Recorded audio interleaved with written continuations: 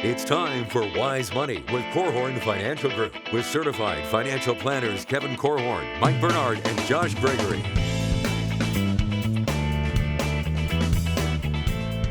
Welcome to another episode of the Wise Money Show with Korhorn Financial Group, where every week we're helping you take your next wise step in your financial life. Thanks for being here, friends. My name is Mike Bernard. I'm your host. I'm also one of the CFPs on the program. With me in the KFG studios, my business partners and fellow CFPs, Kevin Korhorn and Josh Gregory. Whether you're in your 70s or hope to be someday, or you know someone who is in their 70s, this episode is for you. Because what's the most important financial advice you need to hear in your 70s or older? We're going to hit that and more on this week's episode. That's right. And we've got questions from fans of the show. In fact, this entire topic was inspired by a fan of the show. So reach out and engage with us. You can do so a few different ways. Call or text 574-222-2000. That's 574-222-2000. Online, wisemoneyshow.com is where you can find us. And you can submit questions there as well on the website. Most questions come via social media, though. Wherever you're at, we are there as well. On the YouTube channel, search The Wise Money Show, Facebook as well, and you'll find us there. All right, so we're starting a new series today. Haven't done a series in a while. We daisy chain a few episodes together and hit a topic, but really in depth. And today, like I said, inspired from a fan of the show, saying, hey, based on each decade of life, it would be really helpful to know the most important financial decisions or advice you need to be aware of. And so that's what we're going to hit. And we're going to go older to younger, okay? But like Kevin said, I would challenge you, if you're not in your 70s or 80s or 90s listening to this, you know, planning is all about being proactive and thinking ahead. In fact, Josh has done a lot of work and thinking on the different financial transitions that we all go through in our life. And the amount of success you're likely to have in that next transition is based on how well you prepared the transition before. And so if you're not in your 70s, prepare to have fantastic financial choices in your 70s. So listen up. To help us organize our thoughts, we're going to go sort of one financial area at a time.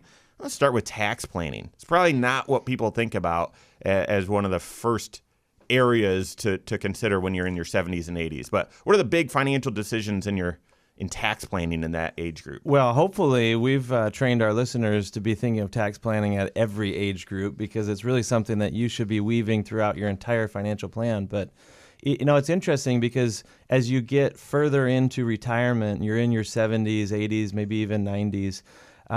You know, we try to encourage people to be thinking about the generation that's coming behind you, or generations behind you.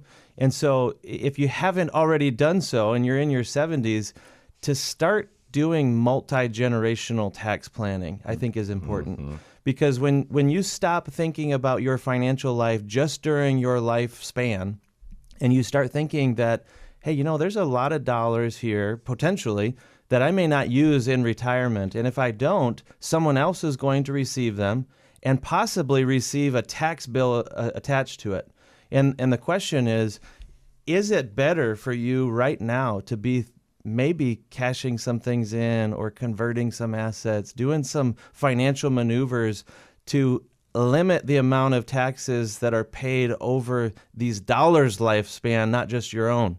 Mm-hmm. And because if it's possible for you to pay less tax on some income than the next generation that could potentially inherit it, you need to be thinking about that now.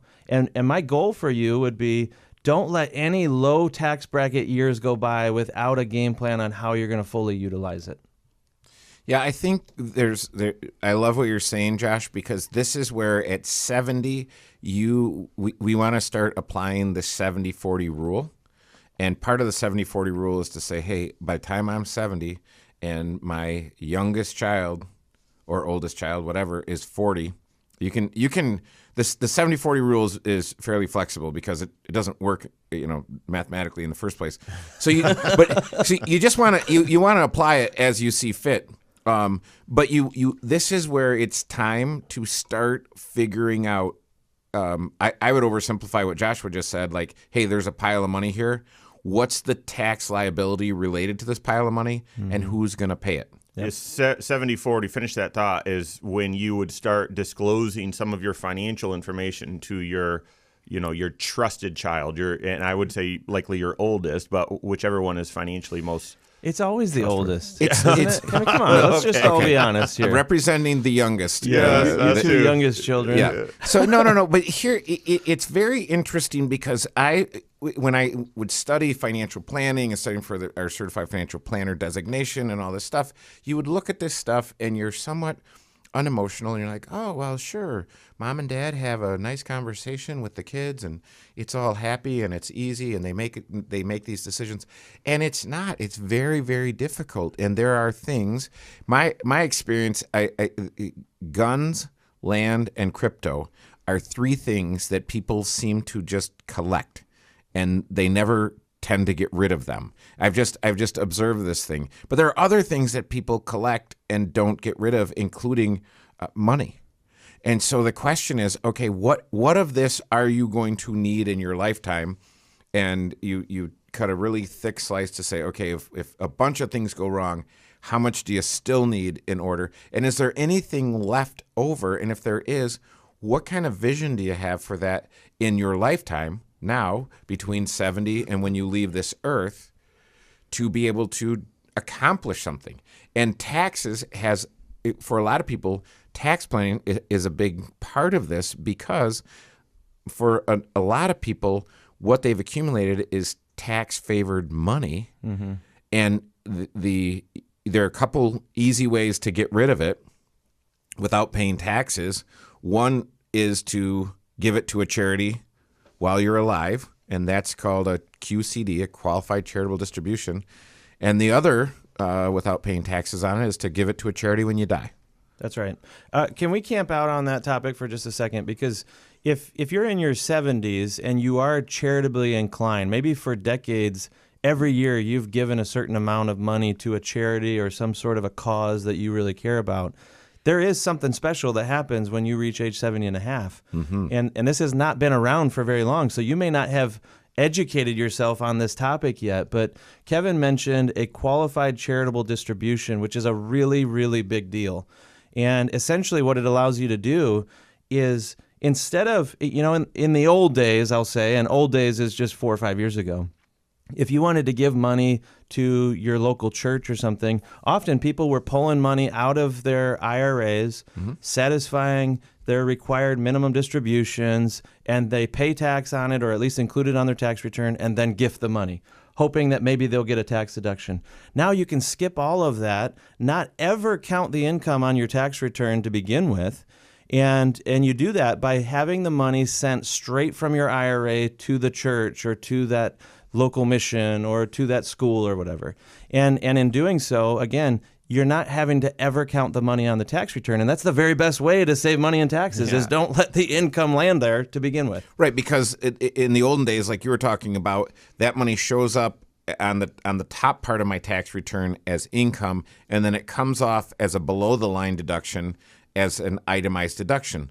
Well, the problem with that is I still end up paying state tax on that distribution. That's one of the problems. The other problem is that counts towards my IRMA, my income-related monthly adjusted amount mm-hmm. for Medicare, and that's a way I end up paying more for my Medicare Part B. Yeah.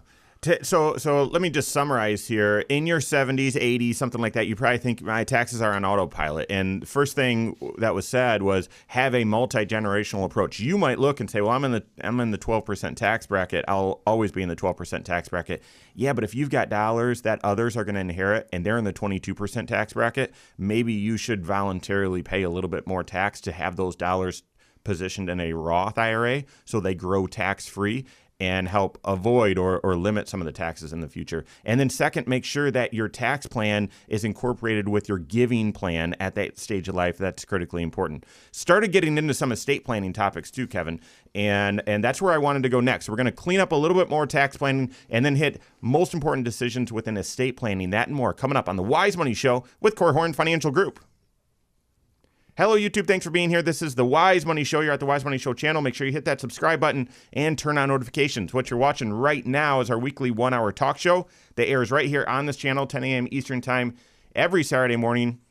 Also on podcast at the same time, and then a couple local radio stations at the same time as well, which is why the content is as long as it is.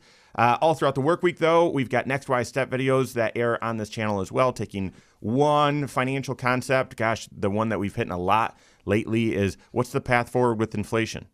How do you manage inflation? Is a recession upcoming? How would you prepare? How would you position your investments for volatility?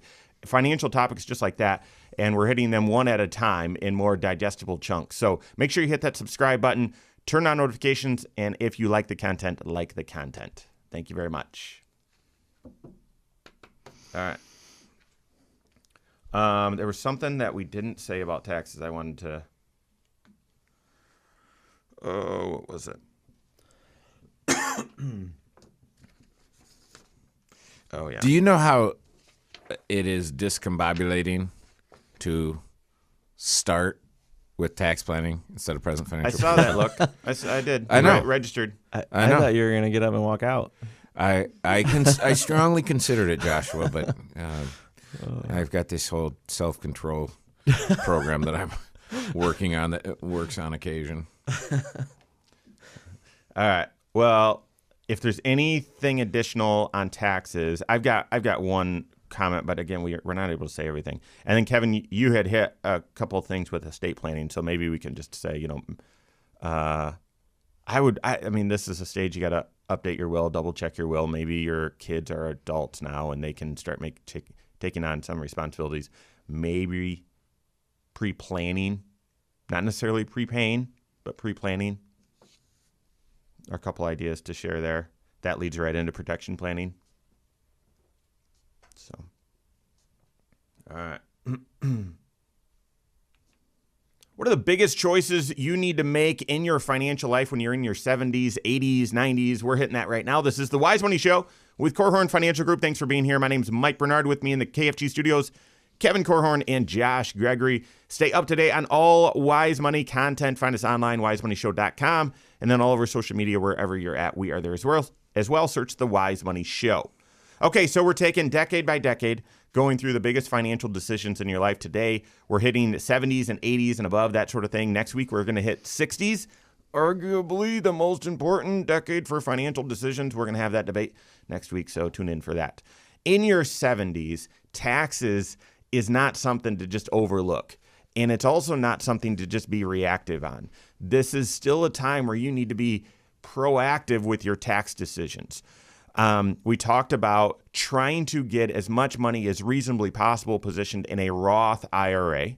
Now, you can't contribute to a Roth unless you're still working in your 70s, which if you are, good on you. That's fantastic. And you're going to want to make sure you're contributing. But if you're not, how you get money into your Roth is to move dollars from your IRA to your Roth IRA. That's a taxable event, but it may make sense for you to do so at certain periods of life or in certain chunks in a year, because that would allow you to pay taxes at lower rates versus what your kids or family members would inherit it with. If you have dollars outside of a tax sheltered account, an IRA, Roth IRA, this is also a time to be very mindful of the taxes. Just meeting with someone recently who had $50,000 approximately that she wanted to give to her grandkids. Well, the cost basis on that $50,000 was about $20,000. Meaning, in order to get that $50,000, take possession of it and give it to the grandkids, she was going to have to pay tax on about $30,000, 15% tax rate, blah, blah, blah. So you're going to pay several $1,000s of tax, all right, by doing that. And I was telling her, listen, if you just let the grandkids inherit this money, they're going to get a step up in cost basis, and there wouldn't be any tax associated with that. And yet she wanted to see the enjoyment of delivering the gift, which I totally agree with and understand. And so we had her gift some other assets, some other dollars as opposed to those. So just be aware of that's another tax planning approach you need to consider when you're at that stage of life. Yeah. So, and for those of you who are just tuning in, so Grandma had something that she'd paid $20,000 for that was worth $50,000. So there's capital gains there.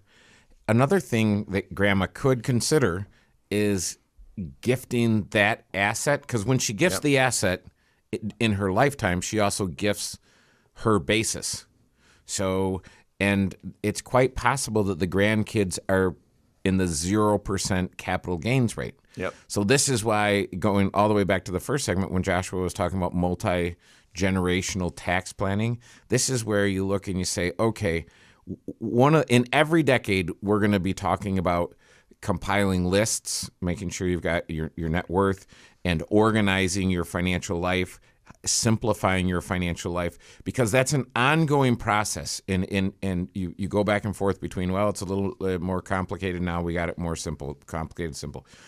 But that's a huge thing, is to look and say, okay, across the spectrum, across the family empire, who is in what tax bracket, and if I could gift these and they pay no taxes, that's the gift they should be getting, not cash.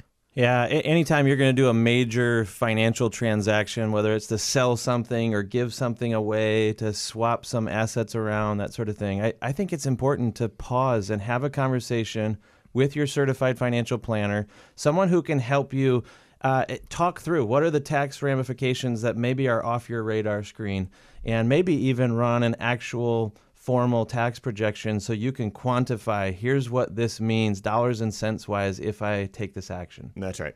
Okay, Kevin, you started hitting some estate planning advice or some awareness with estate planning in the last segment, but let's add a little bit more to it. At this stage, you certainly want to make sure that you've got an estate plan in place. And no, we don't just mean a will. That would be a will, but also powers of attorney and medical directives, those sorts of things. It also, if you're listening to that and you just sort of tune me out because you're like, oh yeah, I got that. Well, it's in your 70s, maybe 80s that your young children are becoming adult children and they might be in a position to play some of the roles within those documents that you previously had nominated other family members for because your kids were minors or maybe they didn't have enough life experience to play. Now is the time to consider updating that and maybe having those kids in some of those roles of position to kind of organize and I don't know, do some of the steps there. Mm-hmm. I would also point out that, just like your kids are getting a little older, you may have grandchildren as well. And if it's conceivable, if it's possible that you could pass away and some of the dollars that you're leaving behind could flow down to a minor child, grandchild, great-grandchild even, then it's important to have provisions in place that really protect those kids from themselves, I would say. And I'm talking about trust provisions. This is essentially a way for you to set up the rule book on how the money that would go to them would be managed for their care, for their benefit, until they're old enough to take over the hands on the steering wheel, I guess you could say. And you get to decide what that age would be as well. If you don't pick an age, then at age 18, or maybe your state says 21, that's when they would receive the money, and they may or may not be ready for it at that time. So what maybe was unnecessary for a while, now you start adding more generations to the family tree. If it's possible that money flows further down the family tree, you need to have a game plan that stretches that far. Double check your beneficiaries, double check ownership on all accounts so that assets will flow the way that you'd want them to. And also ownership allows that ease of use. If there's an event where you're unable to make your own financial decisions, if the ownership is not correct, then the powers of attorney may not be as helpful or as easy to use as you expected. And then the last thing I would throw in there is consider, in this stage, is when you'll start considering pre-planning your funeral expenses. Now, there's a lot of debate out there about prepaying. That's essentially buying a life insurance policy that it contractually says it will pay out X amount, and you work with a nursing home that says, okay, when we pay out that amount, you'll get this type of arrangement done. And some people have very strong opinions on that. If you can make it easy for the folks you leave behind, your loved ones, I'm all for that. But pre-planning at the very least, I think makes that process easier. So in your 70s, mid to late 70s, 80s, you're gonna want to take those steps. Yeah, Mike, you said ownership. A lot of times there are a couple ways to do it depending on what your plan is. If you have a revocable living trust, make sure that your assets are owned by your trust. Yeah. And that whoever the secondary trustee is, whoever's next after you knows what the plan is. But the other thing, sometimes people don't have a revocable living trust. And it's as simple as adding another owner to an account or some sort of thing. So there are a lot of different ways you can accomplish the same thing with your estate plan. And I would just say make sure you're talking to someone who can help you. And one more time that a trust may be necessary or may be prudent is if you have now accumulated property in more than one state or more than one jurisdiction, if you will. If you were to pass away and your family has to go settle an estate in multiple probate districts, man, that creates some extra expense, some extra hassle, and it becomes unnecessary if you have that Florida house also owned in your trust. Yeah, absolutely. That's one of the triggers where you're going to want to consider a revocable living trust. Make sure you're working with your CFP though. Don't just jump into that thinking, oh, well, that's probably what I need. We see that mistake happen a lot. So, all right, what are the other big financial decisions you need to be aware of based on this decade? We've got that and more coming up on the Wise Money Show with Korhorn Financial Group. Okay, we're halfway through the show and we've done 2 areas. Right on pace. Yeah, well, good. Typical. We'll get the 4 areas of financial planning covered. You were going to do a whole series on the 70s and 80s, right? Yes. 3 shows, right. Maybe? 3 shows. Yeah. Okay, so what needs to happen in this next segment for our we need to talk less. Our 3-segment listeners about each subject. Well, we're not going to hit a whole 6 in 3 segments. That's just not possible. I still think. I had present financial position. If that spills into the last segment, that's not the end of the world. And I tucked present financial position is retirement planning. When you're in that stage of life, right, it is the same thing. One and the same thing. So we just need to get through protection planning and investment planning in this segment. Yeah. And I think protection planning is a biggie. Yeah. Let's get into it. Okay. All right. The decisions you make in risk management or protection planning when you're in your 70s and 80s, it's enormous. We're going to help you shine a light on those and be aware of what are those important decisions right now. This is the Wise Money Show with Korhorn Financial Group. Thanks for being here. My name's Mike Bernard. With me in the KFG studios, Kevin Korhorn and Josh Gregory. Every episode of the Wise Money Show is on podcast wherever you listen. Go check it out.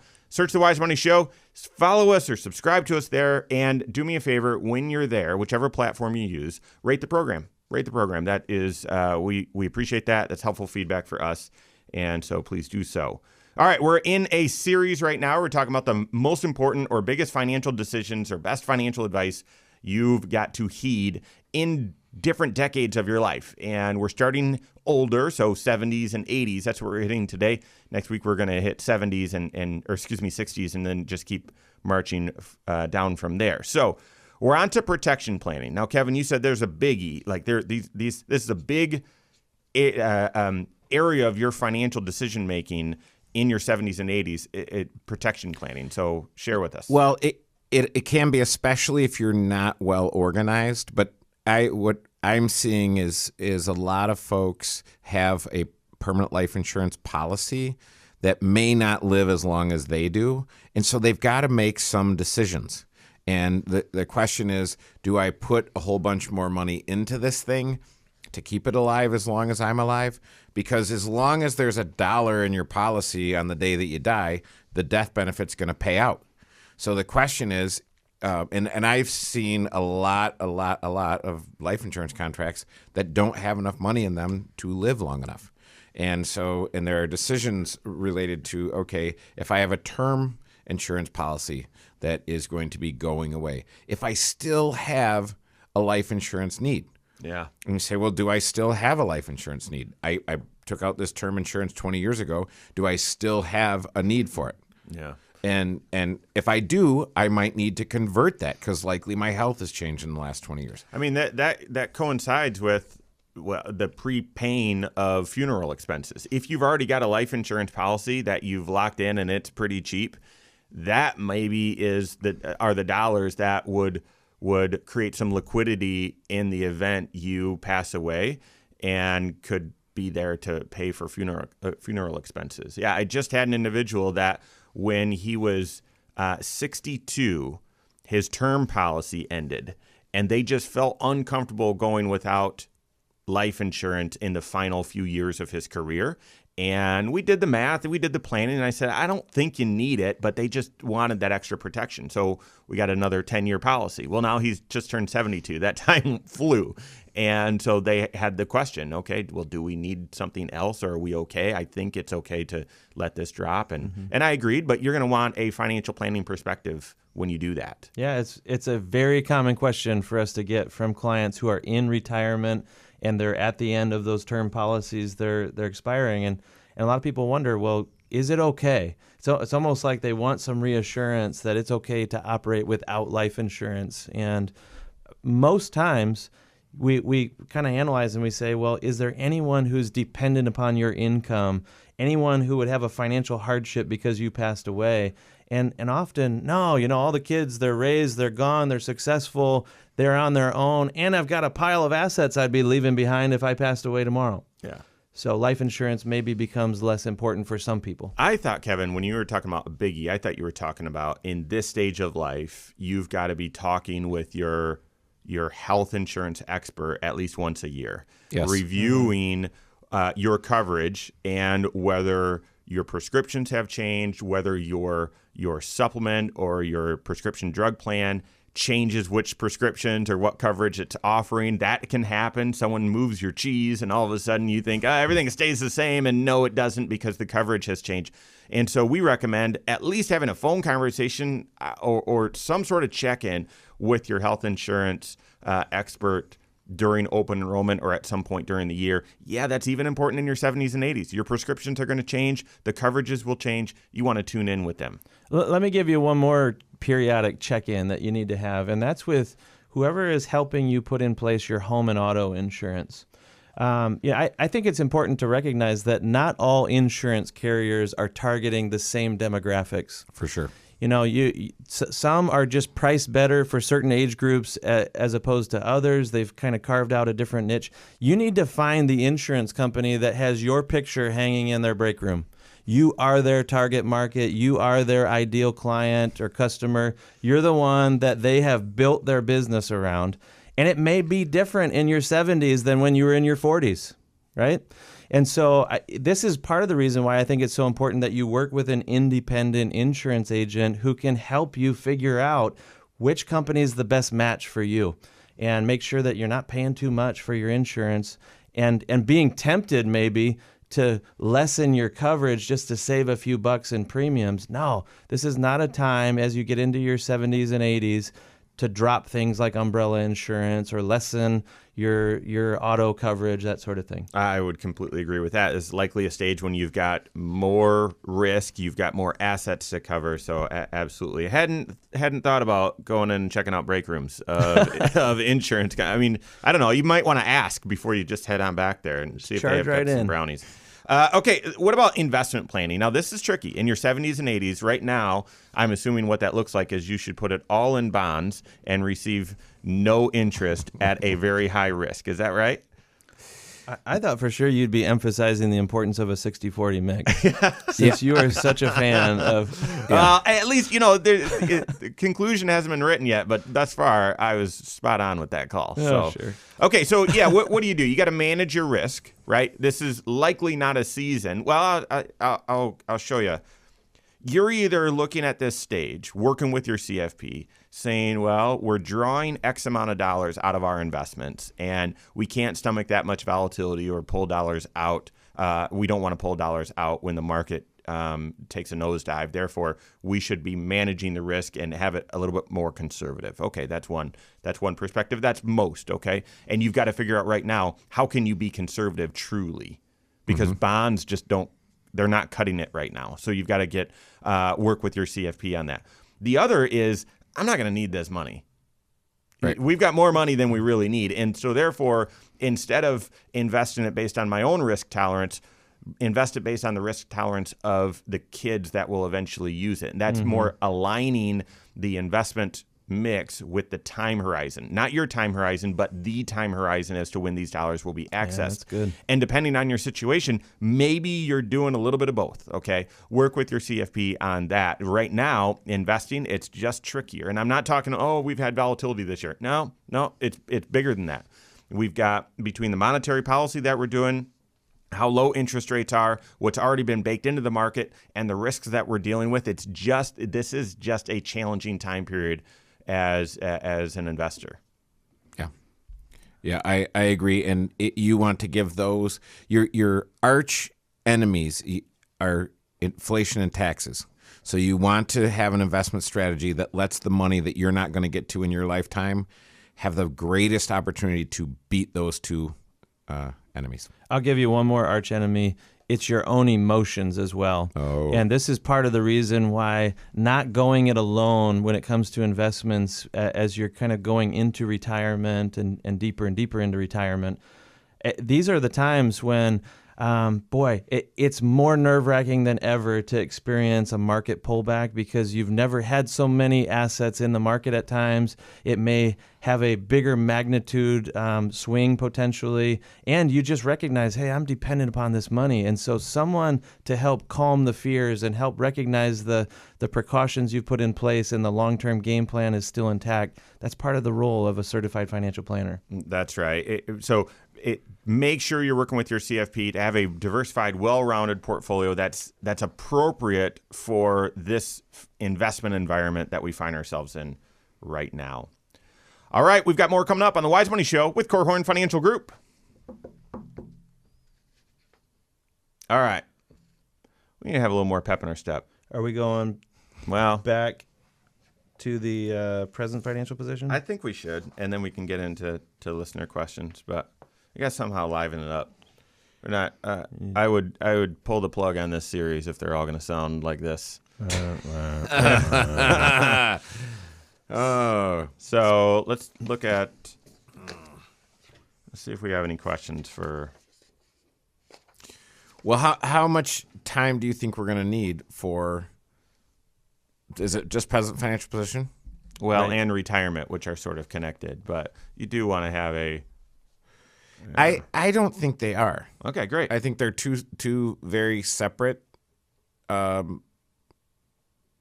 Because, yeah, I think I can make that case. Good. Let's make You it. want to have a question lined up, though? Yeah. Why? You can talk 13 minutes on your two topics that are really one? That was my question. That was my question. Right. My question was, can we really spend 13 minutes on two topics that everyone tries to combine into one? That was my question.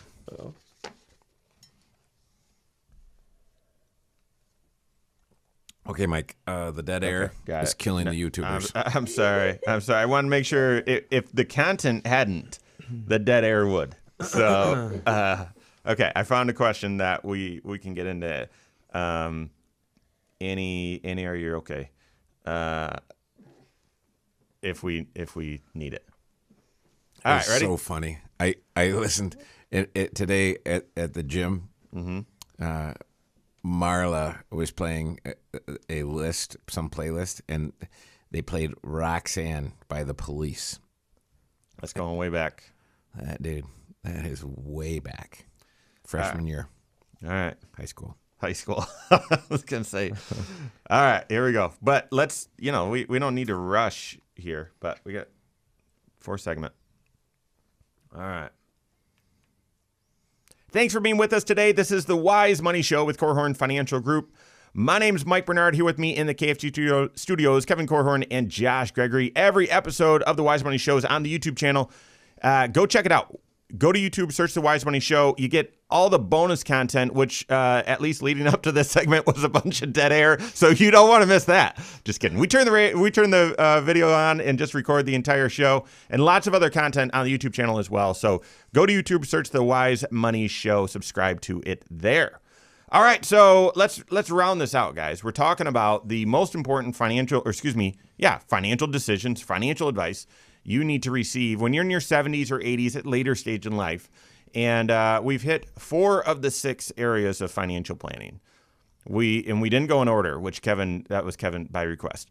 So we've got present financial position now, which is normally the first area of your financial life, but we're hitting this fifth. Okay, so what are the most important financial decisions that you need to make in the area of your present financial position in your 70s and 80s?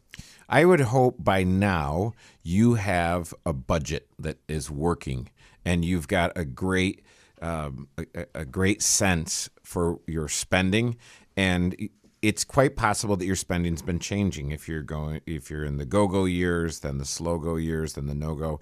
Some people in their 70s are just getting started. They're still doing the river cruises in Europe and all this other cool stuff. And some people are kind of tapering off on that, and they're saying, nope, I'm going to sit and watch the bluebirds make their nests this year in the backyard, and or just get online and watch the eagles, right? I mean, I've got a lot of clients that do that. I don't know. Oh, my word. Pretty cool. So yeah, we're trying. Anyways, I would just tell you, if you're 70, there's more to life than being online. Being online watching birds, you could actually watch Go in real life. see the eagles. Do You not could. Yeah, waste absolutely. your life. Yeah. So but I think it's important to have a great sense, and present financial position is a very distinctly separate area of your financial life than retirement planning. It does tie in here though, because I need to know, how much do I spend? Yeah. What is my burn rate, and is what I'm spending right now sustainable? And am I borrowing from the future today for current pleasures, or have I left enough for my 80-year-old self? Mm-hmm.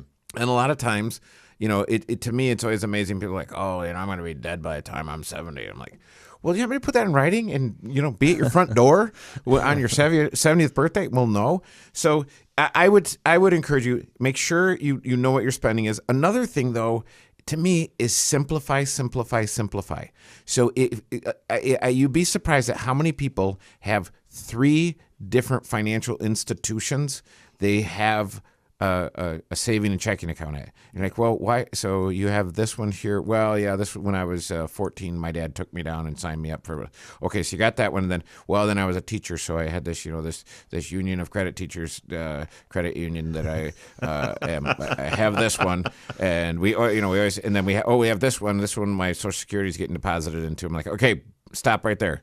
The one that all the direct deposits are going into, make that your one. That's the one. Yeah. And then that one. Because then you don't have to change much.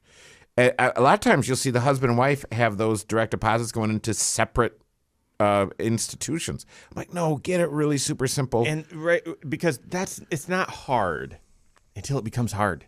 Right. And if that becomes hard, and I would say just when it does, and it inevitably will, it's going to feel almost impossible to clean it up at that point. Right. Yeah, you don't want to leave that to your kids to try to get it organized so that they can help you manage it someday. Yeah, the problem with a lot of this stuff is that it's not time bound, because you say, well, when do I have to get it done? Never. Well, I never have to get it done. And if I don't get it done, I just leave a mess for the folks who come behind. So I would say, if you've got several financial institutions right now, I would say, hey, listen, by the end of the summer, I'm going to get that down to 1. Or by the end of the year, I'm going to have that down to 1 institution. Same thing with your estate planning, because you can go online and say, all right, list of things I need to do related to my estate planning, and here are the 16 things that you need to do. I'm looking at it right now. It's a great list. Well, when are you going to do that? You never have to do that. And I don't know about you, but I'm always trying to get my wife to help me with stuff. And she's like, no, I'm not going to go sit at the table and help you with that, because I'm over here helping you with something else. I'm like, come on, honey. So anyway, I would say, okay, how do I get it simplified down to 1 institution, preferably? You want to simplify up to the point where it starts to hurt you in some way. And so if it hurts you in some way to simplify beyond a point, well, don't go beyond that point then. So I want to simplify, and then I want to say, what do I do? Do I add another owner? Do I change the ownership, or do I add a beneficiary to these various accounts? That's about what needs to happen. It's not much more complicated than that. And depending on your situation, one of those is a better answer than others. But those are probably your answers as it relates to the consolidation and simplification process. Yep, I like it. I want to go back to something you said right out of the gate, though. You said if you didn't have a budget, you need to have one. And I think it's important to recognize that as you're getting into retirement, this would be true if you're in your 60s, 70s, 80s, anywhere in retirement, recognize that your income stream is just different.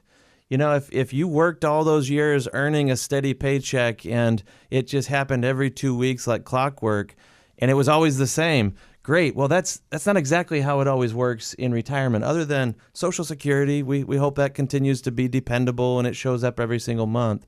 But if you didn't have a career that was in the realm of some sort of commissionable income, or maybe a business owner that had lumpy or seasonal income, maybe you need to start to adopt a little bit more of that type of mentality, because if some of your income is coming from the investment world, it is not perfectly even all the time. There are some years, some stretches of time that are just better than others. And if you allow the investment realities that are going on around you to at least have some sort of influence on how much you choose to spend, I think you're going to be in a better spot, so that you're not just blindly charging forward and spending money when the investment world is not cooperating for you.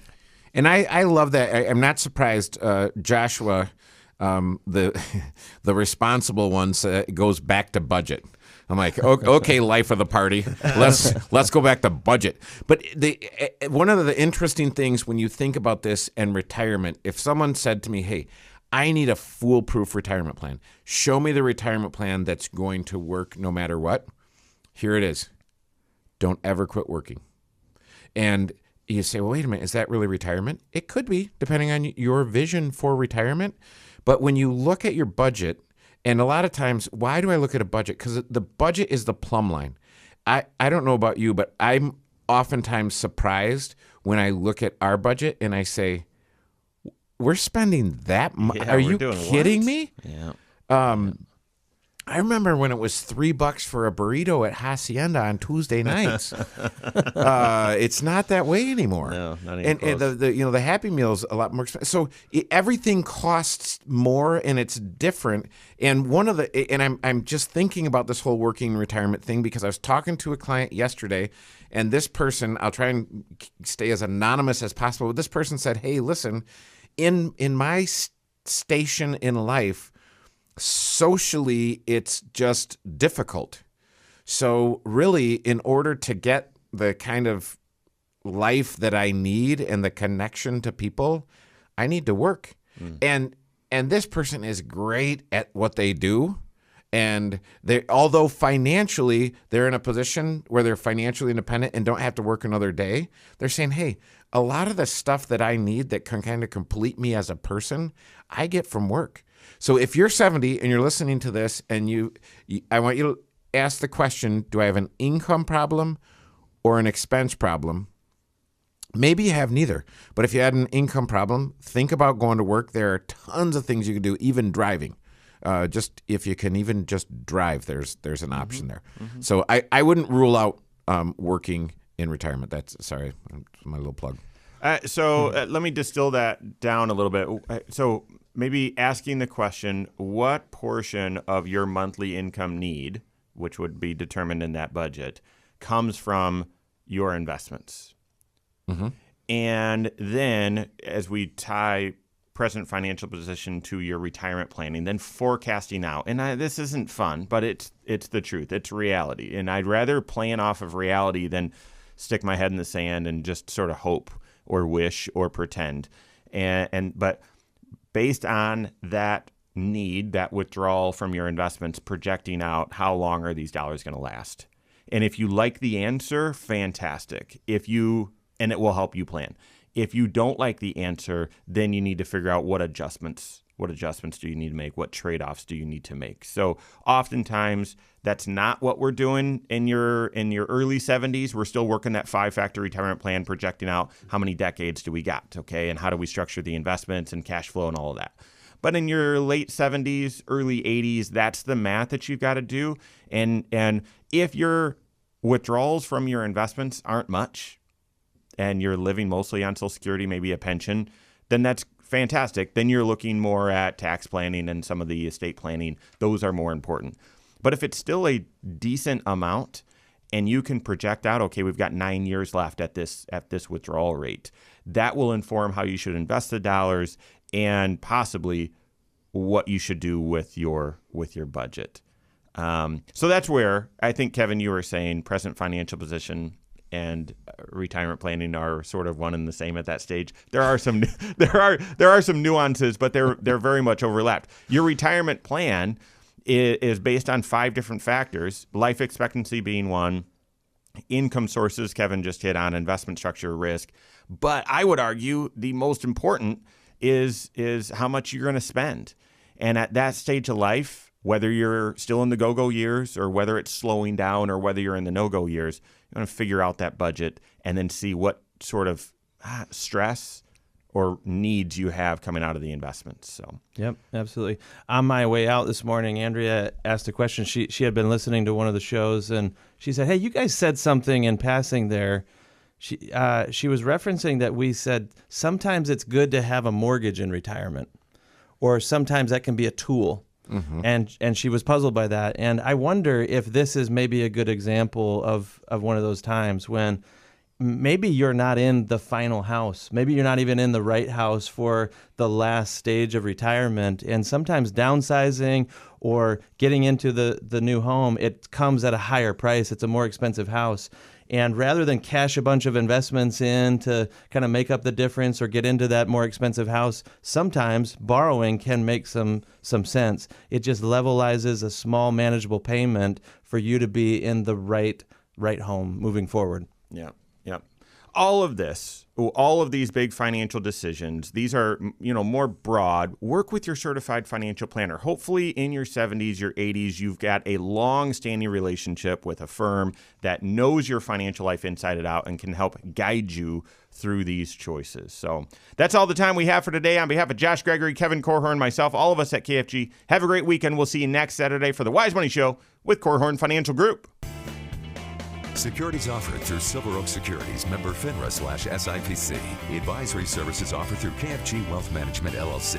Doing business as Korhorn Financial Group. KFG Wealth Management, LLC and Silver Oak Securities Incorporated companies are unaffiliated.